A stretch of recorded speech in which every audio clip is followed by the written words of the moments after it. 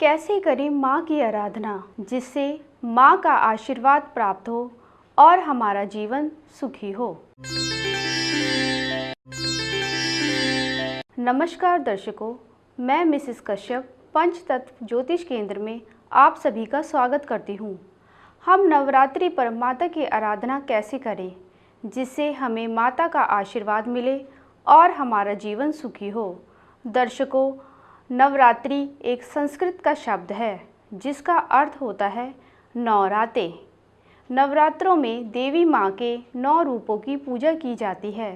नवरात्रि साल में 4 बार आती है, पौष, चैत्र, आषाढ़ और अश्विन। पर माँ भगवती को प्रसन्न करने के लिए मुख्य रूप से वर्ष में 2 बार नवरात्र मनाई जाती है, एक चैत्र माह में, दूसरी अश्विन माह में। नवरात्रि के 9 रातों में 3 देवियों माता लक्ष्मी, माता सरस्वती और माता दुर्गा के 9 रूपों की पूजा की जाती है जिन्हें नव दुर्गा कहते हैं। दुर्गा का मतलब जीवन के दुख को हटाने वाली। माँ भगवती संपूर्ण संसार को शक्ति देती है। इन्हीं की शक्ति और आशीर्वाद से इस धरती पर सभी शुभ काम संपन्न होते हैं। जैसा कि सभी जानते हैं, नवरात्रि के 9 दिनों में माँ भगवती के 9 रूपों माँ शैलपुत्री, माँ ब्रह्मचारिणी, माँ चंद्रघंटा, कूष्मांडा, स्कंद माता, कात्यायनी, कालरात्रि, महागौरी और सिद्धिदात्री देवी की पूजा की जाती है। नवरात्रि में प्रतिपदा तिथि यानी पहले दिन घट स्थापना और कलश की स्थापना करनी चाहिए। सबसे पहले गणेश जी का आवाहन करके कलश में आम के पत्ते व पानी डालें। कलश पर पानी वाले नारियल को लाल वस्त्र या फिर मौली से बांध कर रखें। उसमें एक बादाम, 2 सुपारी, 1 सिक्का जरूर डालें। इसके बाद माँ सरस्वती, माँ लक्ष्मी, माँ दुर्गा का आवाहन करें। ज्योत व धूप जलाकर देवी माँ के सभी रूपों का ध्यान व पूजा करें। दर्शकों, प्रतिपदा तिथि यानी पहले नवरात्रि को माँ शैलपुत्री की पूजा व आराधना की जाती है। माँ शैलपुत्री हिमालय के यहाँ पुत्री के रूप में जन्म लेने के कारण उनका नाम शैलपुत्री हुआ। माँ शैलपुत्री का वाहन वृषभ है, इसीलिए यह देवी वृषरूढ़ा के नाम से भी जानी जाती है। यही देवी प्रथम दुर्गा है। ये ही सती के नाम से भी जानी जाती है। कहा जाता है जब एक बार राजा प्रजापति ने यज्ञ किया तो इसमें सारे देवताओं को आमंत्रित किया, भगवान शंकर को नहीं। सती यज्ञ में जाने के लिए व्याकुल हो उठी। शंकर जी ने कहा, सारे देवताओं को निमंत्रित किया गया है, उन्हें नहीं, ऐसे में वहां जाना उचित नहीं। सती जी नहीं मानी। तब शंकर जी ने उन्हें यज्ञ में जाने की अनुमति दे दी। सती जब घर पहुंची तो सिर्फ माँ ने ही उन्हें स्नेह दिया। उनकी बहनों की बातों में भी व्यंग और उपहास के भाव थे। भगवान शंकर के प्रति भी तिरस्कार का भाव था। पिता दक्ष ने भी अपमानजनक वचन कहे। इससे सती को बहुत दुख पहुंचा। वे अपने पति का यह अपमान सह ना सकी और योगाग्नि द्वारा अपने को जलाकर भस्म कर लिया। इससे दुखी होकर भगवान शंकर ने उस यज्ञ का विध्वंस कर दिया। यही सती अगले जन्म में शैलराज हिमालय की पुत्री के रूप में जन्मी और शैलपुत्री कहलाई। दर्शकों, नवरात्र के दूसरे दिन माता ब्रह्मचारिणी की पूजा की जाती है। माँ दुर्गा का यह रूप भक्तों को अनंत फल देने वाला है। इनकी उपासना से तप, त्याग, वैराग्य, सदाचार और संयम की वृद्धि होती है। ब्रह्मचारिणी का अर्थ तप का आचरण करने वाली। देवी का यह रूप पूर्ण ज्योतिमय और अत्यंत भव्य है। पूर्व जन्म में इस देवी ने हिमालय के घर पुत्री के रूप में जन्म लिया था और देवी ने भगवान शंकर को पति के रूप में प्राप्त करने के लिए घोर तपस्या की थी। इस कठिन तपस्या के कारण उन्हें तपचारिणी अर्थात ब्रह्मचारिणी कहा जाता है। हमें जीवन के कठिन संघर्षों में भी मन विचलित नहीं करना चाहिए। माँ ब्रह्मचारिणी की कृपा से सर्व सिद्धि प्राप्त होती है। दुर्गा माँ के दूसरे दिन देवी के इसी रूप की उपासना की जाती है। माँ दुर्गा की तीसरी शक्ति है चंद्रघंटा।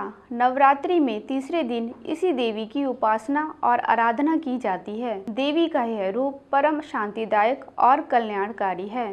माता के मस्तक पर घंटे के आकार का आधा चंद्र है, इसीलिए इस देवी को चंद्रघंटा कहा जाता है।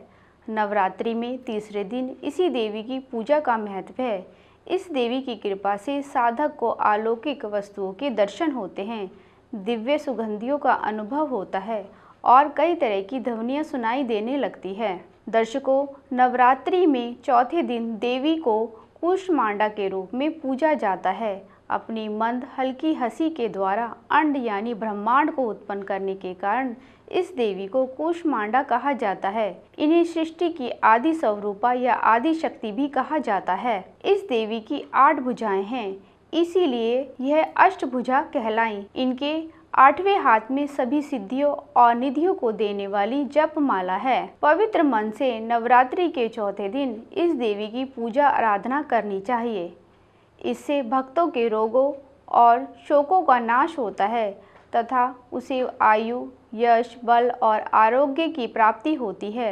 ये देवी सेवा और भक्ति से ही प्रसन्न होकर आशीर्वाद देती है। सच्चे मन से पूजा करने वाले को माता सुख, समृद्धि और उन्नति प्रदान करती है। दर्शकों, नवरात्रि में 5वें दिन देवी स्कंद माता की पूजा आराधना की जाती है। कहते हैं इनकी कृपा से मूर्ख भी ज्ञानी हो जाता है। स्कंद कुमार कार्तिकी की माता के कारण इन्हें स्कंद माता कहा गया है। भगवान स्कंद बाल रूप में इनकी गोद में हैं। माता कमल के आसन पर विराजमान रहती हैं, इसीलिए इन्हें पद्मासना भी कहा जाता है। इनकी उपासना से भक्त की सारी इच्छाएं पूरी हो जाती हैं, भक्त को मोक्ष मिलता है। दर्शकों, नवरात्रि में छठे दिन मां कात्यायनी की पूजा की जाती है। इनकी उपासना और आराधना से भक्तों को बड़ी आसानी से अर्थ, धर्म, काम और मोक्ष चारों फलों की प्राप्ति होती है। उनके रोग, शोक, संताप और भय नष्ट हो जाते हैं। इस देवी को नवरात्रि में छठे दिन पूजा जाता है। महर्षि कात्यायन ने भगवती की उपासना और कठिन तपस्या की। उनकी इच्छा थी कि उन्हें पुत्री प्राप्त हो। माँ भगवती ने उनके घर में पुत्री के रूप में जन्म लिया, इसीलिए यह देवी कात्यायनी कहलाई। इनका गुण शोध कार्य है, इसीलिए इस वैज्ञानिक युग में माँ कात्यायनी का महत्व सर्वाधिक हो जाता है। इनकी कृपा से ही सारे कार्य पूरे हो जाते हैं। माँ कात्यायनी अमोघ फलदायिनी है। माँ दुर्गा की 7वीं शक्ति कालरात्रि के नाम से जानी जाती है, जिनके शरीर का रंग एकदम काला है। नाम से ही जाहिर है कि इनका रूप भयानक है। सिर के बाल बिखरे हुए हैं और गले में बिजली की तरह चमकने वाली माला है। यह माता अंधकार का विनाश करने वाली है। माँ कालरात्रि काल से रक्षा करने वाली है। इस देवी के 3 नेत्र हैं। इनका रूप भले ही भयंकर हो, लेकिन ये सदैव शुभ फल देने वाली है। कालरात्रि की उपासना करने से ब्रह्मांड की सारी सिद्धियों के दरवाजे खुलने लगते हैं और सारी असुर शक्तियाँ माँ के नाम का उच्चारण करने से ही दूर भागने लगती हैं।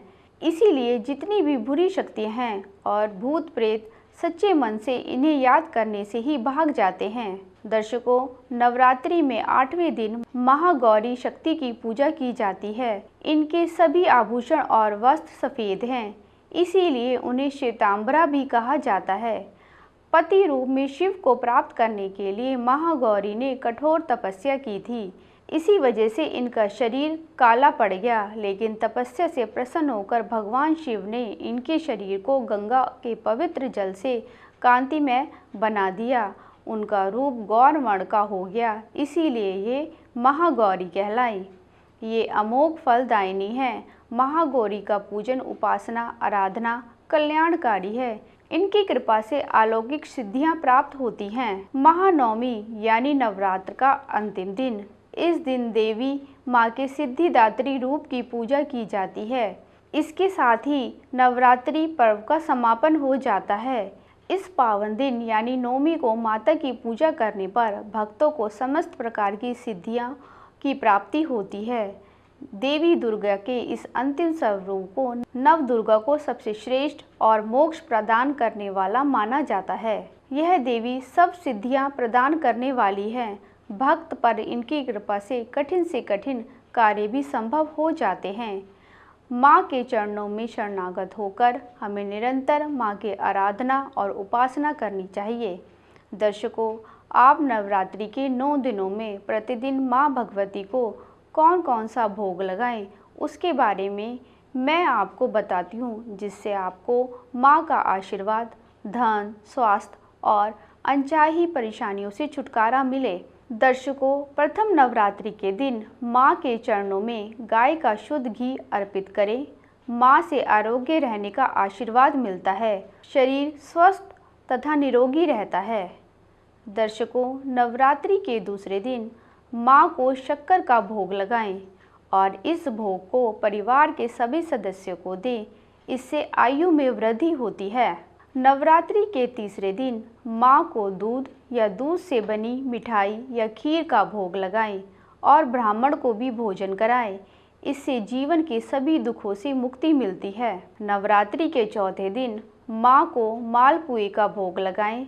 पढ़ने वाले विद्यार्थियों पर माँ की कृपा बनी रहेगी। नवरात्रि में 5वें दिन माँ को केले का भोग लगाएं। इससे पूरे वर्ष शरीर स्वस्थ रहेगा और समस्त रोग और दुख आपसे दूर रहेंगे। नवरात्रि में 6ठे दिन माँ को शहद का भोग लगाएं। इससे आपकी आकर्षण शक्ति बढ़ेगी और आप कहीं पर भी जाएं, आपका प्रभाव बना रहेगा, अर्थात लोग आपसे प्रभावित और प्रसन्न रहेंगे। नवरात्रि के 7वें दिन माँ को गुड़ का भोग लगाएं और ब्राह्मणों और गरीबों को भी वितरित करें। इससे आप पर अचानक आने वाले संकटों से रक्षा होगी। नवरात्रि में 8वें दिन आप माँ को नारियल का भोग लगाएं और प्रसाद को ज़्यादा से ज़्यादा लोगों में वितरित करें। इससे संतान की तरफ से जो परेशानियां आ रही हैं, उससे मुक्ति मिलेगी। दर्शकों, नवरात्रि में 9वें दिन माँ को तिल का भोग लगाएं या तिल से बने प्रसाद का भोग लगाएं और इसे दूसरों और परिवार के सदस्यों को भी वितरित करें। इससे अचानक आ रही समस्याओं से मुक्ति मिलेगी और परिवार में आपस में प्रेम बढ़ेगा। दर्शकों, अब मैं कुछ ऐसे उपाय बता रही हूँ जिसको करने से जीवन में आ रही समस्याएं समाप्त होगी और माँ का आपको आशीर्वाद मिलेगा और जीवन में धन संबंधी जो आर्थिक परेशानियां हैं वह समाप्त होगी और माँ का आशीर्वाद और कृपा आप पर बनी रहेगी।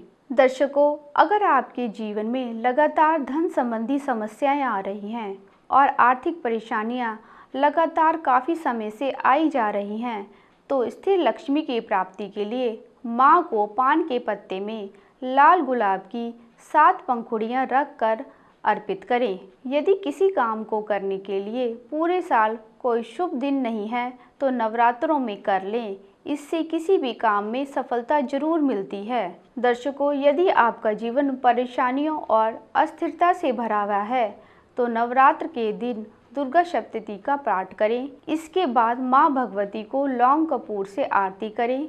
माँ के आशीर्वाद से जीवन की सभी समस्याएं या परेशानियां समाप्त हो जाएंगी। दर्शकों, आर्थिक समस्याओं से मुक्ति पाने के लिए और धन प्राप्ति के लिए नवरात्रों की अष्टमी और नवमी तिथि में माँ को उत्तर की तरफ मुख करके चावलों को लाल रंग करके उन चावलों की 9 ढेरियाँ बनाएं, 9 तेल के दिए जलाएं, माँ की आराधना करें। इससे आर्थिक समस्याओं से मुक्ति मिलेगी और आर्थिक संपन्नता आएगी।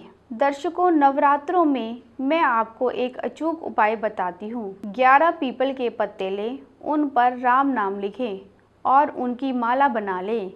इस माला को हनुमान जी को पहना दें। इससे आपके जीवन में जो भी समस्याएं आ रही हैं वह समाप्त हो जाएंगी। दर्शकों, नवरात्रि में माँ को प्रसन्न करने के लिए शुद्ध चांदी या चांदी से बनी कोई वस्तु जरूर खरीदें और उसे माँ को अर्पित करें।